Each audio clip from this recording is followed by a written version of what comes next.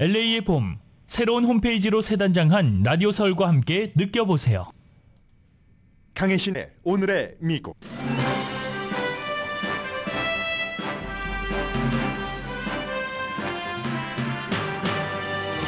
많은 민주당이 트럼프 전 대통령이 바이든 대통령을 이길 것을 걱정하지만 바이든이 승리한다고 확신하는 전문가가 있습니다. 이 전문가는 몇 가지 근거를 제시합니다.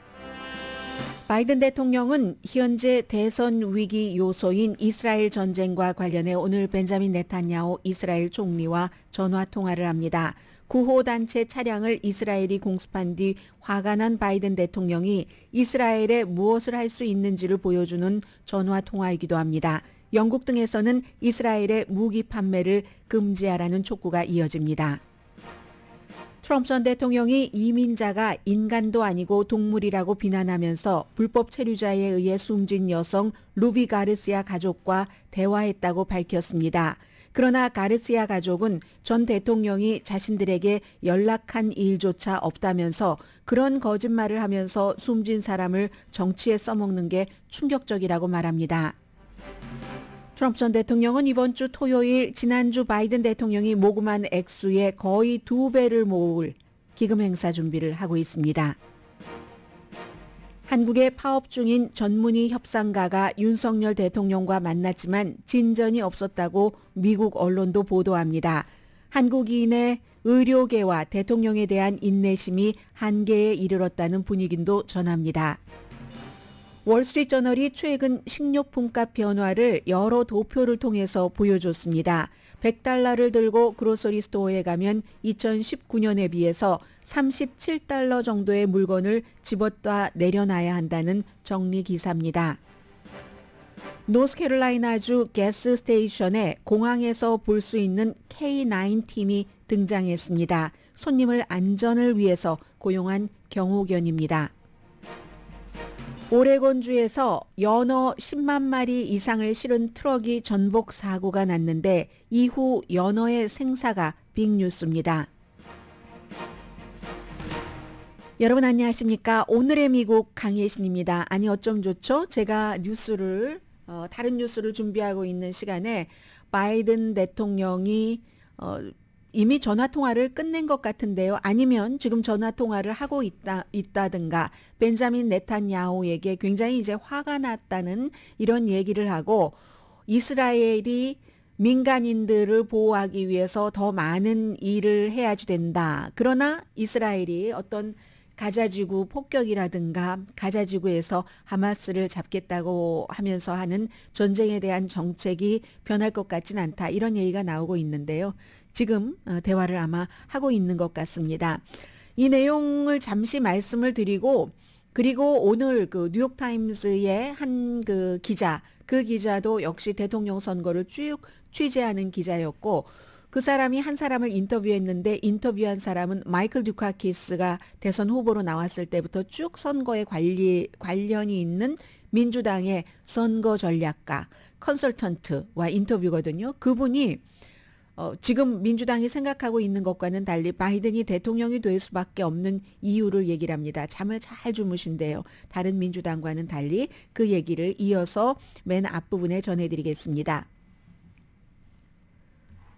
차량이 3대가 가자지구에서 가자의 주민들이 먹을 것을 실어서 옮겨가고 있었습니다. 그게 바로 WCK라는 로고가 있는 월드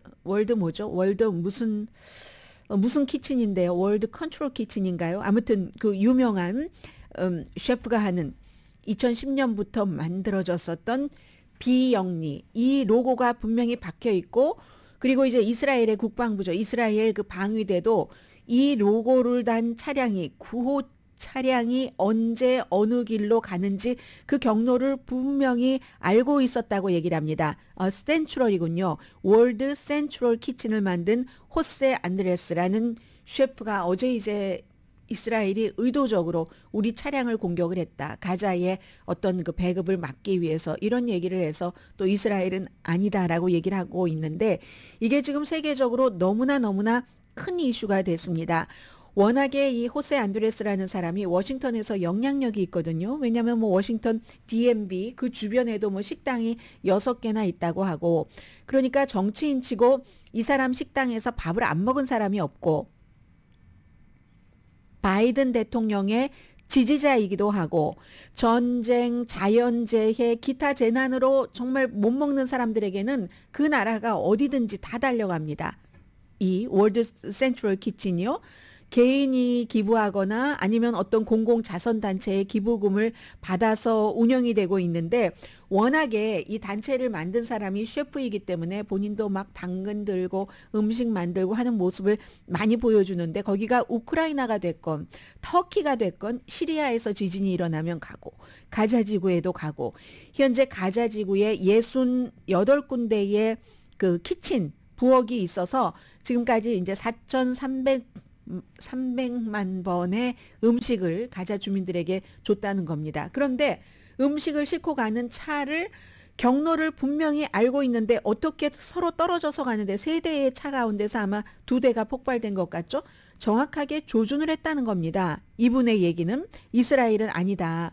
우리가 정말 비극적인 사고를 일으켜서 정말 사과한다라고 얘기를 했는데, 워낙에 호세 안드레스라는 사람이 영향력이 있는 사람이기 때문에 정치권에서도 미국에서도 이건 정말 이스라엘은 정말 큰일 나겠어.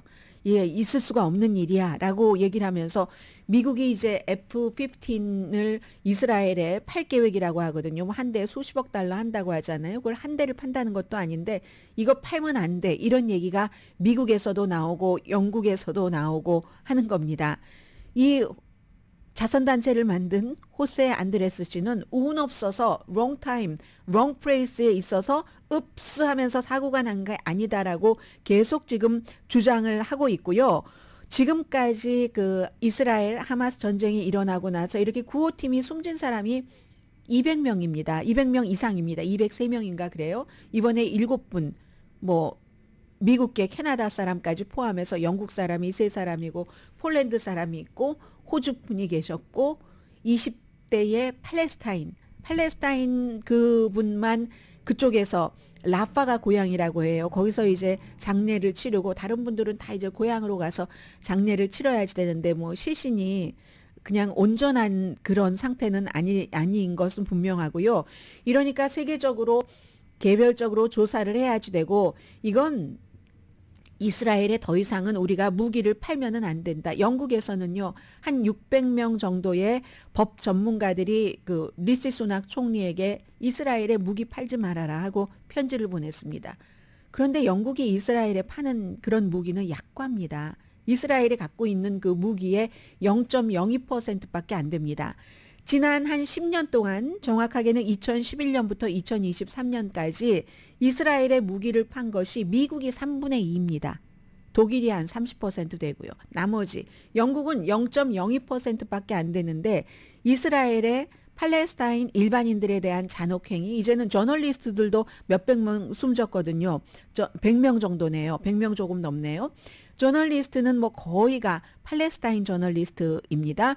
그래서 이런 이스라엘은 점점 이스라엘은 날이 가면 갈수록 이렇게 좀 그 다른 나라, 이스라엘 대 다른 나라와 멀어지고 있고, 이 상황에서 바이든 대통령은 미국에서 예비선거만 치르면 이스라엘 팔레스타인 문제 때문에 uncommitted, 확정하지 않았어요. 저 민주당이긴 하지만 이런 표가 막 19%, 14%, 11% 나오고 있잖아요. 그 상황에 지금 벤자민 네타냐후와 바이든 대통령이 전화를 한다는 겁니다.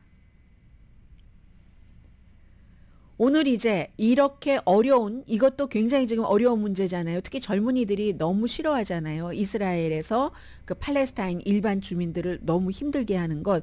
그래서 젊은이들 표도 너무 걱정이 되고, 이스라엘 문제도 있죠. 게다가 이제 트럼프 전 대통령이 연일 때리고 있는 이민 문제도 있고, 경제에 대해서도 괜찮다고는 하지만 완전하게 안심하는 그런 단계가 아니잖아요. 더군다나 이자율 같은 것도 올해 3번이 아니라 뭐 1번, 2번 뭐 이런 얘기도 나오고요. 경제 여러 가지 상황에 따라서. 그래서 바이든 대통령이 입장이 무척 좋지 않다고 보는 게 아주 일반적인 분위기입니다. 일반적인 분위기지만 선거는 지금으로서는 50%대 50%, 누가 대통령이 되느냐. 확률은 50%지만 민주당에서 바이든 대통령이 트럼프에게 질 것이다라고 믿고 있는 사람들도 무척 많은데 바이든이 승리한다고 확신하는 전문가가 있기 때문에 색다른 시선이기 때문에 여러분들께 전해드리겠습니다. 사이먼 로젠버그라는 민주당의 전략가고 60세세요. 그러니까 이런 모든 것을 보기에 가장 출중한 나이라고 생각이 됩니다. 그 경험이라든가 아니면 또 너무 올드 스쿨도 아니고 하기 때문에 이분이 이제 컨설턴트로도 일하고 있는데 2022년도 의회 선거도 맞춘 분이거든요. 왜냐하면 2022년도에도 되돌아보면은 저도 당시에 보도를 해드릴 때 레드 웨이브가 있다고 했잖아요. 빨간색 물결이 확 그 파도가 덮칠 것이야 했는데 레드 웨이브는 2022년 선거에서 일어나지 않았습니다. 이걸 예측을 했었던 사람이거든요. 그래서 이제 이분이 마이클 듀카키스 때부터 대선 여러 그 분석, 뭐 컨설팅 이런 것에 참여를 해서 오늘 그 뉴욕타임스와 인터뷰를 했는데 밤에 본인은 잠을 잘 잔다고 얘기를 합니다. 우선 그걸 말하기 위해서 바이든이 올해도 대통령이 된다 하는 걸 말하기 위해서 2022년도에 어떠한 근거로 레드 웨이브가 없었고 민주당이 아주 잘 싸웠다 나름대로 이런 결론이 났는가부터 정리를 해야지 된다고 하면서요. 세 가지 이유를 얘기합니다. 첫 번째는 공화당이 너무너무 마가를 했다는 거죠. 마가를 Make America Great Again을 트럼프 전 대통령 빨간색 모자 이런 것 그걸 너무 외치고 다니는데 그렇게 외쳐서 트럼프가 대통령이 되고 나서 첫 번째 중간선거 2018년도에도 졌고 2020년도 대선에서도 졌고 참패했고 그리고 2022년 트럼프가 대통령을 떠나고 나서 많은 사람을 지원을 했지만 마가의 분위기로 그때도 다 졌잖아요. 후보가 거의. 그런데도 또 지금 2024년도에도 마가 한다는 겁니다. 그리고 두 번째는 바이든이 생각보다 기록이 괜찮았었다. 2022년도에 민주당이 선거 결과가 좋았었던 이유를요. 세 번째는 가장 중요한 것은 그 주체잖아요. 민주당의 활동을 얘기를 합니다. 민주당이 돈도 자원봉사도 엄청 많이 했는데 그 이유가 첫 번째와 연결이 됩니다. 마가 레드 웨이브가 있을 거야 하니까 그게 두려워서 그래서 선거철에는 좀 엄살을 부립니다. 뭐 모든 당이 다. 그래서 이제 이 세 가지 마가를 과신하고 민주당의 참여율을 과소평가했다. 이거 투표율이 될 수도 있는 얘기죠. 2022년 봄부터 계속 지금 저지르고 있는 실수가 민주당은 스스로를 과소평가하고 공화당은 마가를 과대평가한다. 이 2022년도에 했었던 것과 똑같은 패턴이 지금 있다고 얘기를 합니다. 뉴욕타임스 기자가요. 그래도 지금 2022년 아니잖아요. 바이든은 그때보다 나이도 더 들었고 지금 지지율도 더 나쁜 것 같고 이렇게 얘기하니까 이분은 트럼프도요. 2016년도 처음 나왔을 때보다 약한 후보입니다. 트럼프 그때보다 더 위험하고 그때보다 더 극단적인 후보입니다. 약하기는 바이든이나 트럼프나 똑같습니다. 과거보다 약해졌습니다.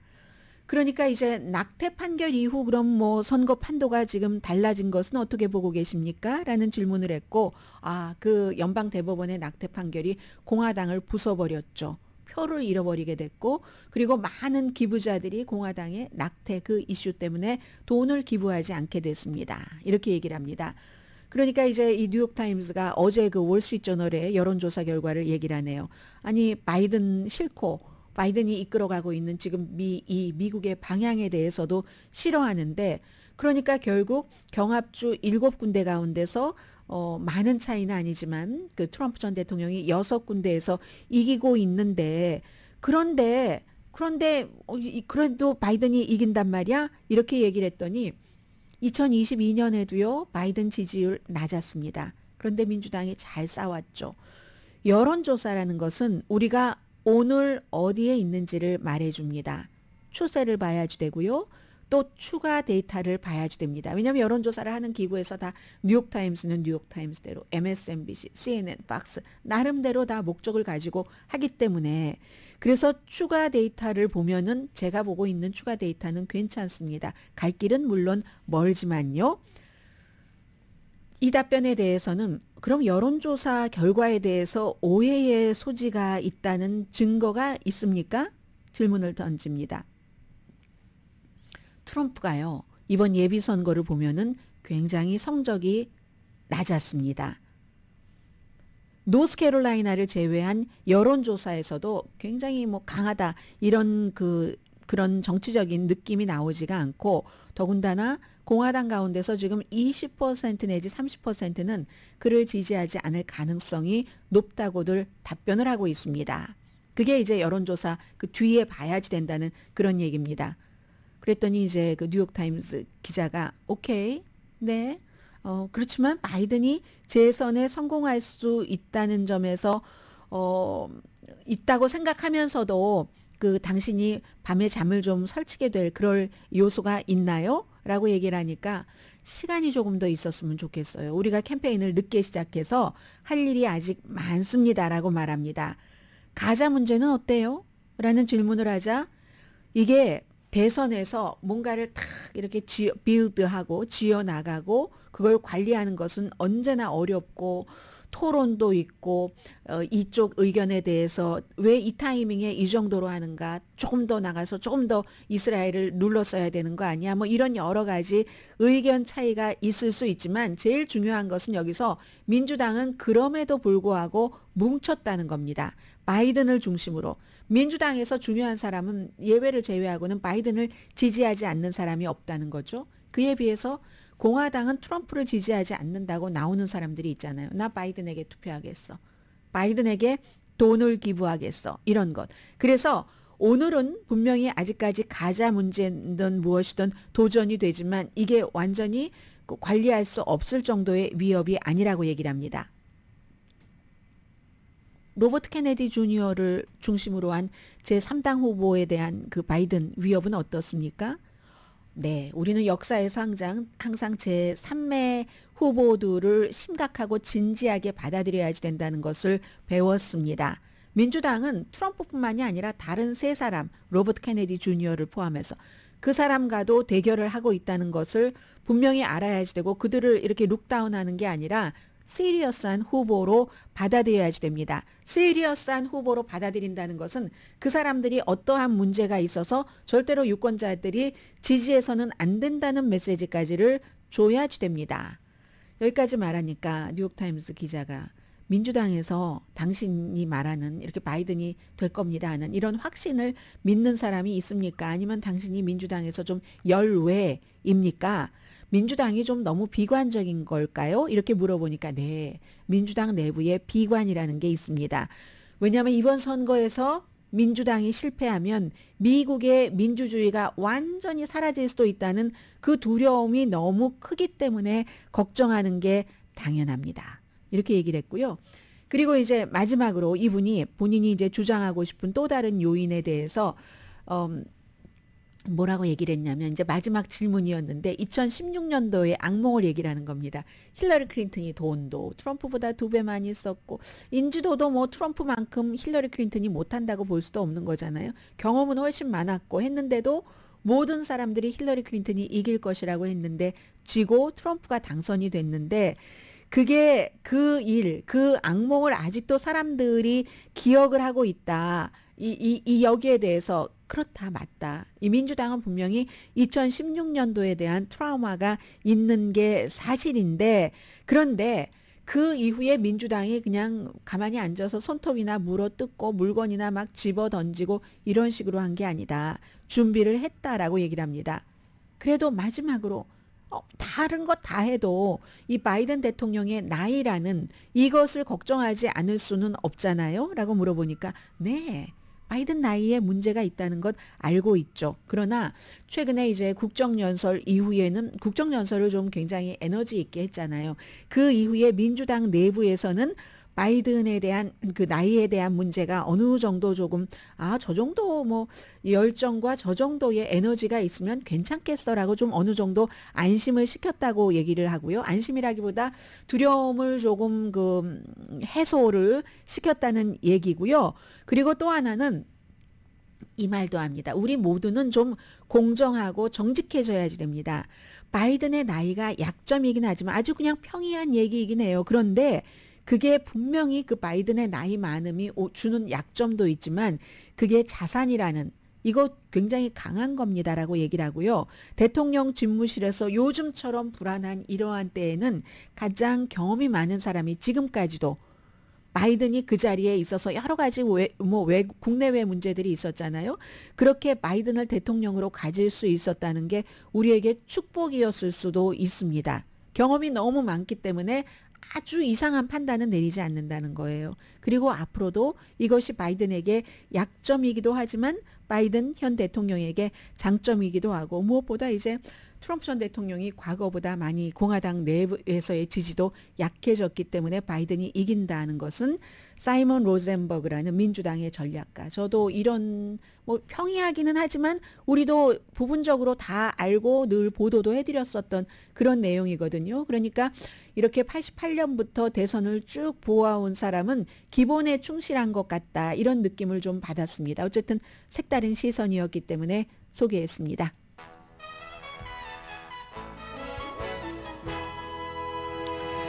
그리고 이제 이분이 이제 본인의 어떤 글을 올리는 곳이 있거든요. 그 호피엄 그 크로니클이라고 많은 언론인들이 저널리스트들이 봅니다. 저널리스트들도요.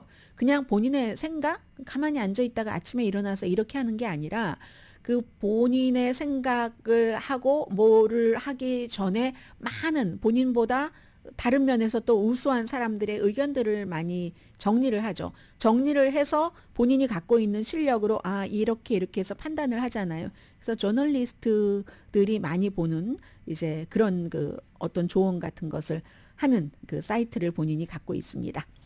오늘의 미국은 전문가가 추천하는 이민법, 가정법 전문 제인정 종합법률사무소 총 20억 달러 승소, 교통사고와 상해 전문 브라이언 타필라와 CG 변호사그룹 공동펀입니다. 잠시 뒤에는 4월 10일 오늘 며칠인가요? 오늘 한국은 5일이네요. 5일 날이 밝았는데 닷새 있으면 이미 사전투표 오늘 내일 있는 거죠?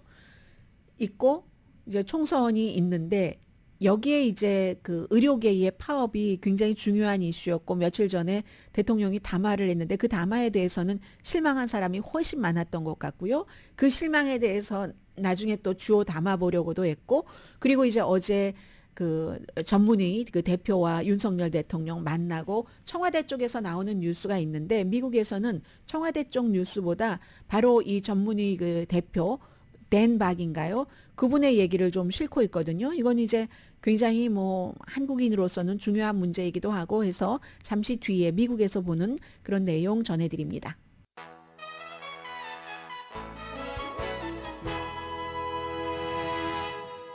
라디오 서울방송 오늘의 미국 듣고 계십니다. 네, 로스앤젤레스 왜 이렇게 춥죠? 저만 추운가요? 지금 봄은 분명히 봄인데 지금 이상기온입니다. 4월에 이 정도의 날씨 아주 춥습니다. 저는. 여러분들 그래서 혹시 아직 그 출근 안 하신 분들은 날씨도 좀 흐리고요. 이런 때 감기 걸리기 쉬우니까 좀 따뜻하게 입고 나가시라 하는 뜻에서 저의 추위를 말씀을 드렸습니다.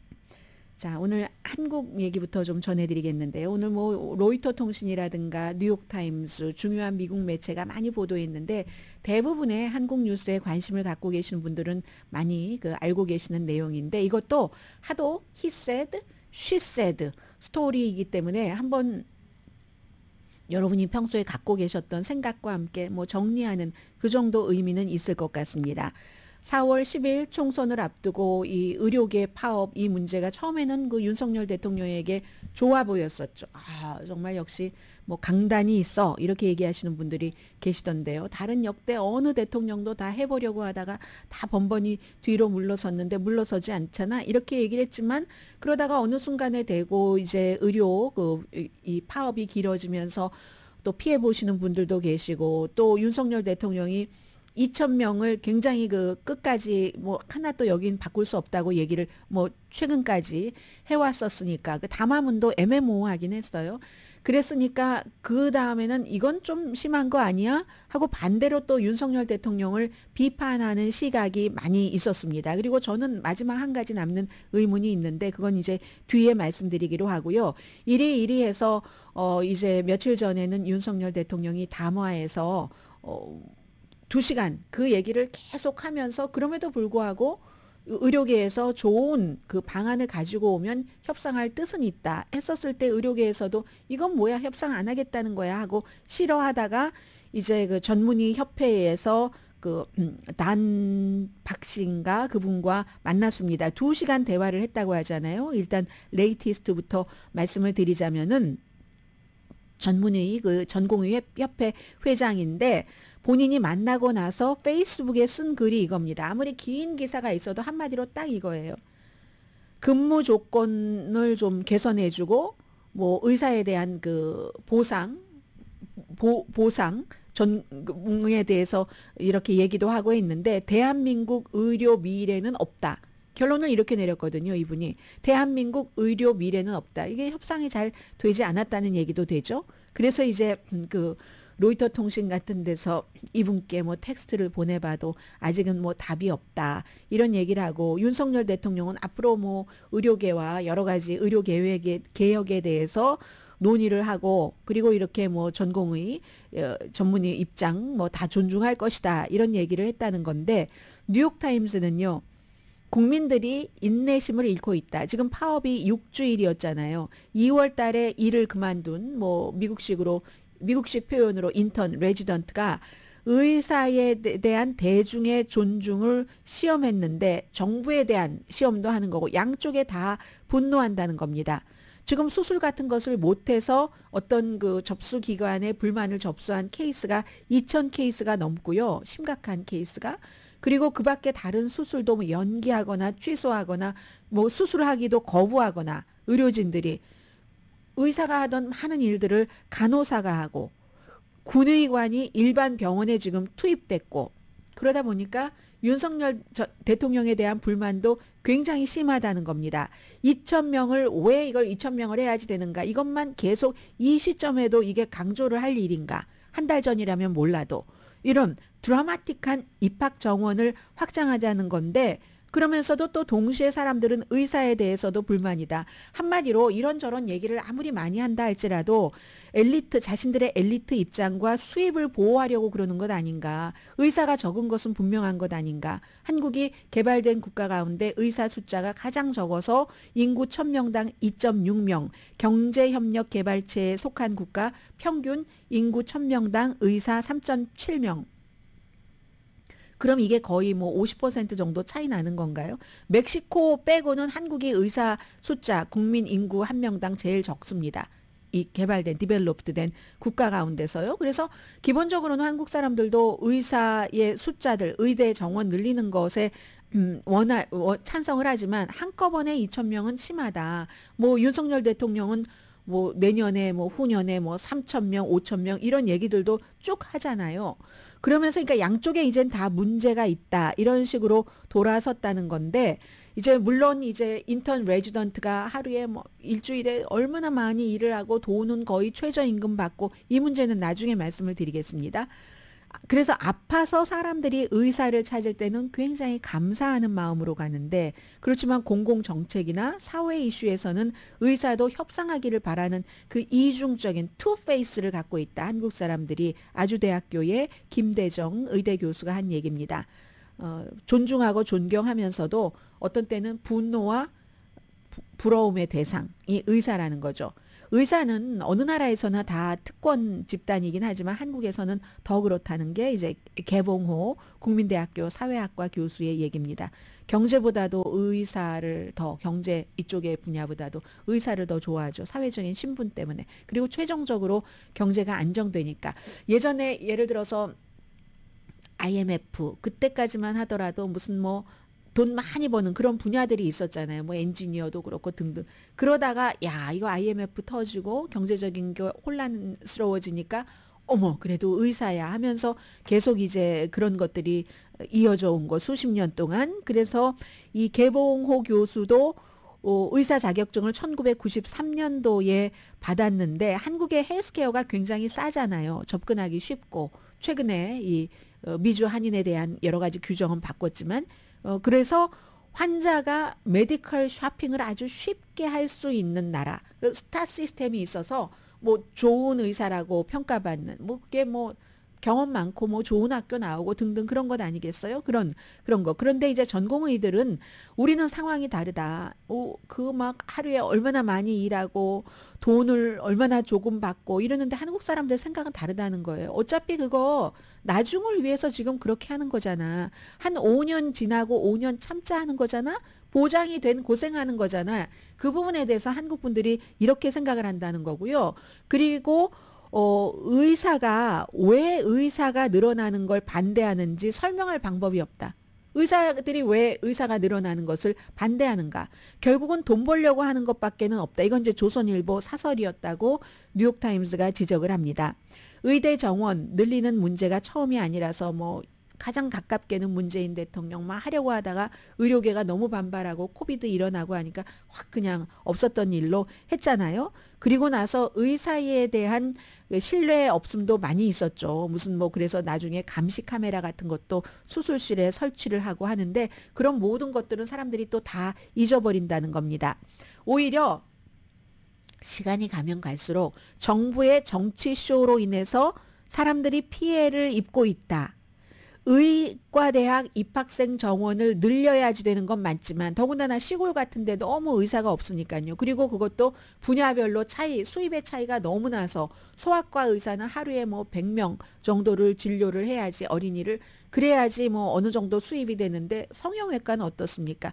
이런 것들을 이제 고쳐야지 되는데 점진적으로 해야지. 이게 어느 날 갑자기 다 파업하도록 이렇게 하고 문제를 풀지 않는 거는 안 된다라는 생각이 점점 강해진다는 겁니다. 의과대학 입학정원 이제 앞으로는 3,000명에서 5,000명 정도로 매년 늘리겠다는 계획이고 당연히 이제 농촌 같은 데 많이 하겠다 이런 것. 그런데 또 다른 쪽에선 그래도 나중에 서울로 와요 라고 하잖아요. 정부가 앞으로 5년 동안 뭐 한 75억 달러 정도, 한 10조 원 정도 되나요? 그 정도를 지출을 해서 이걸 하겠다 하고 했는데 결국은 분쟁 결과가 이게 어떻게 나오든지 간에 어떤 그 의사에 대한 직업에 대한 태도 같은 것은 변하지 않을 것이다. 한국 사람들이. 지금은 의사에게 무척 화를 내는데 그런데 여전히 본인의 자녀는 의사가 되기를 원할 것이다. 이게 이제 뉴욕타임스 마지막 문장인데요. 전공의에 대해서는 뭐 인턴 레지던트에 대해서는 저는 이런 의문이 계속 들거든요. 인턴 레지던트가 우리가 너무너무 힘들어서 너무 힘들기 때문에 이걸 우리를 개선을 해달라 하는 것까지는 이해가 됩니다. 그런데 그렇게 개선을 해달라 하는 것하고 정원을 늘리면 안 된다 하고는 무슨 상관이 있는지 모르겠어요. 그건 전문의하고 또 그 인턴과 레지던트가 너무너무 그 사이에 완전한 그 전문의는 그들을 그 컨트롤하고 배움을 주고 수술을 집도를 하면서 인턴 레지던트의 도움을 받아서 수술을 집도하는 의사들은 돈을 많이 벌잖아요. 이미 돈을 많이 벌고 인턴과 레지던트가 힘든다는 건데 그건 의료계 내부에서 내부에서 수선을 해야지 되는 문제 아닌가요? 의료계 내부에서 왜 전문의만 돈을 이만큼 벌고 나도 인턴 레지던트 5년 때 엄청 고생했으니까 니들도 고생해봐. 이건 그쪽에서 해결을 돼야지 되는 거지. 그것과 입학 정원을 늘리는 이 문제와는 큰 상관은 없는 것 같습니다. 다만 입학 정원을 늘리는데 이게 어느 날 갑자기 확 늘려놓는다는 것보다는 형편에 맞게 하자. 이건 맞지만 의사들 마음속에도 어느 정도는 내가 희귀해야지 돈 많이 벌고 이런 거 있다는 게 사실 아닌가요?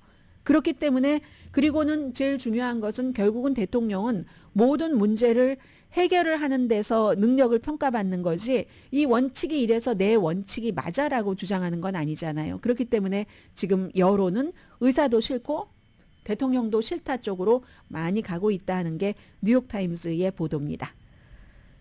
트럼프 전 대통령에 관한 내용도 많이 있는데요. 잠시 뒤에 전해드리겠습니다.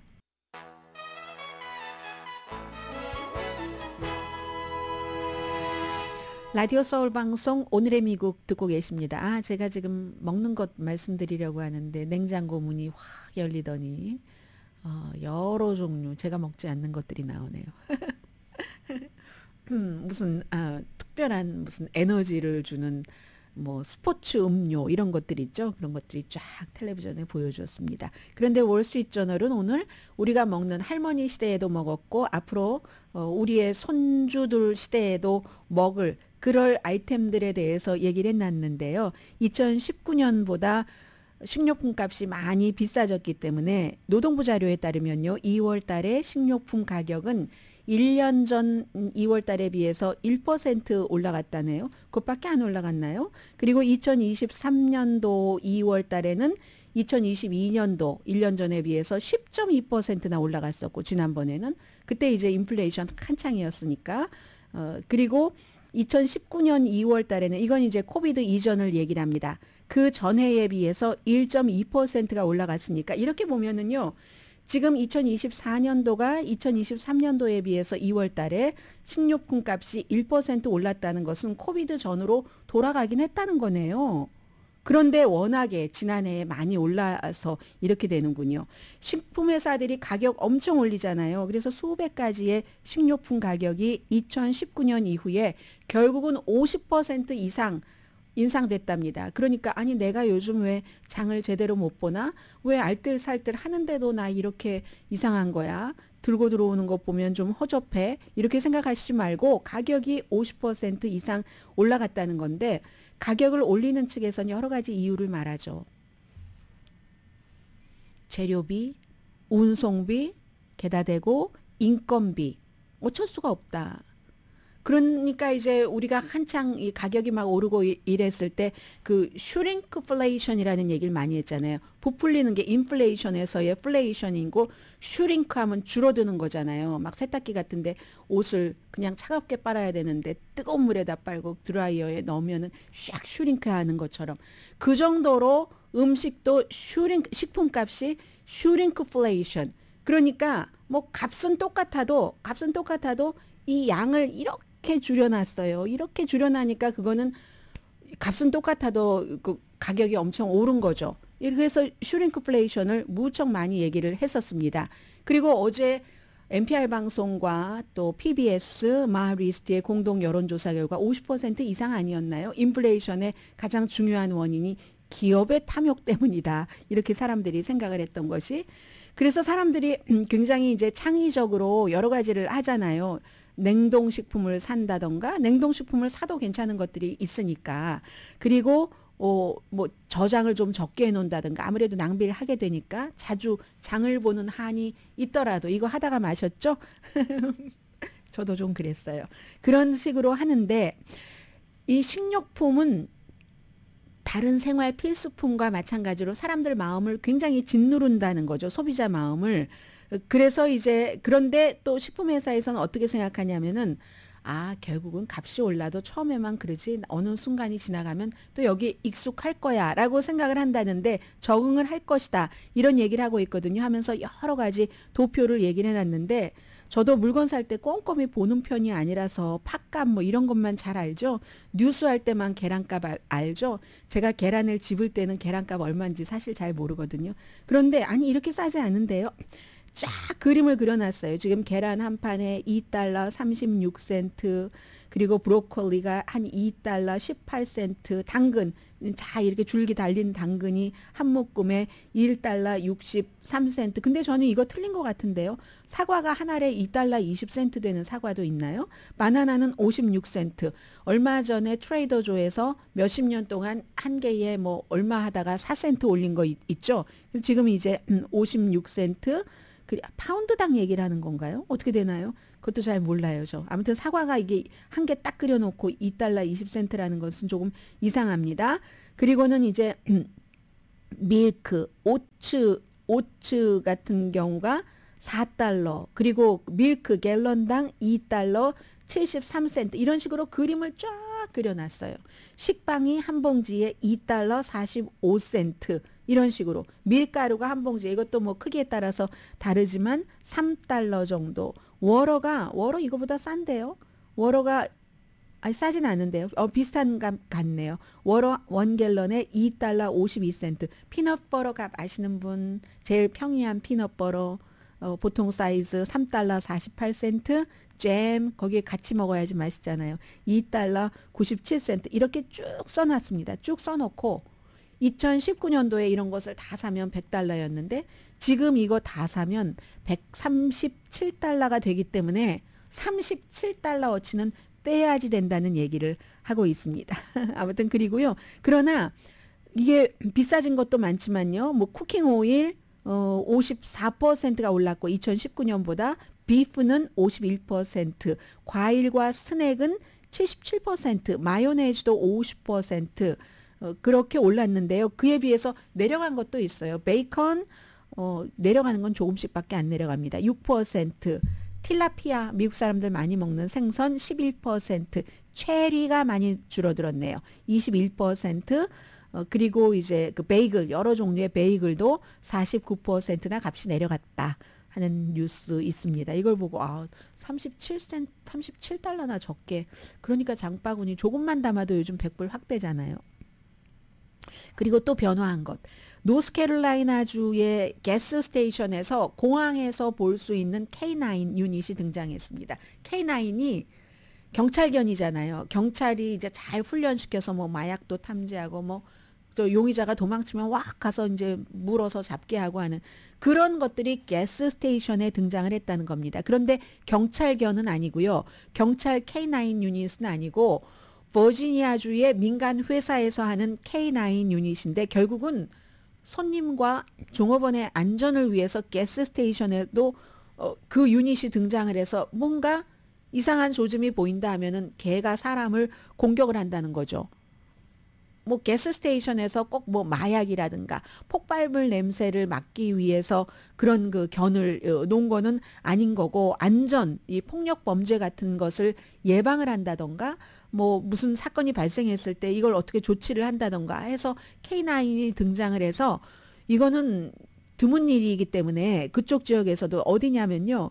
그 웬도버 애비뉴 노스캐롤라이나 그린스보로에 가장 잘 알려진 그린스보로의 웬도버 애비뉴 웨스트 마켓 스트리트 스프링 가든 스트리트에 있는 가스 스테이션에 이렇게 어떤 사람들은 놀랍지가 않대요. 우리가 이런 세상이 됐습니다.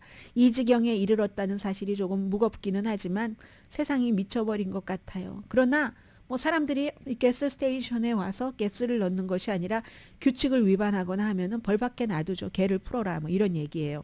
그러나 어떤 사람들은 글쎄요. 마약이나 이런 것을 잡기 위해서가 아니면 왜 K9 유닛이 필요한지 모르겠습니다. 이렇게 얘기를 하고 있고 얼마나 유지될지는 우리가 알 수가 없죠. 이게 미국인 거예요. 험해지는 거죠. 그린스보로 같은 데도. 그런데 이제 이럴 때 우리가 독일 셰파드를 그 K9 유닛에 가장 많이 쓴다고 하잖아요. 근데 제가 이 K9의 독일 셰파드를 많이 쓴다고 할 때 참 의외다가 아니라 어떻게 이렇게 양면적인 것이 동시에 있을까? 독일 셰파드에는 이런 생각을 하게 되는데 왜냐하면 훈련 잘하잖아요. 순종도 잘하는 거죠. 훈련 잘하니까. 그런데 순종을 잘하는 독일 셰파드고 훈련을 잘 시키는 말을 잘 듣는데도 공격성이 엄청 강한 거잖아요. 공격성이 강해야지 K9에 이렇게 선택이 될 수가 있는 거고 라브라도 리트리버도 냄새 맡는 능력이 뛰어나니까 마약 같은 폭발물 탐지에 효과적일 테고요. 그리고 무슨 뭐 벨기에의 말리노아도 이 K9으로 많이 쓴다고 하는데 워낙에 활동량이 많으니까 체력이 뛰어나겠죠. 이 개가 추적을 하는데 최적화되고 있다. 범죄자 체포할 때. 글쎄요. 이 노스캐롤라이나주의 가스 스테이션에 있는 K9 유닛의 개는 어떤 종류인지는 모르겠습니다. 이제 미국이 이런 시대가 됐고요. 잠시 뒤에 뵙겠습니다.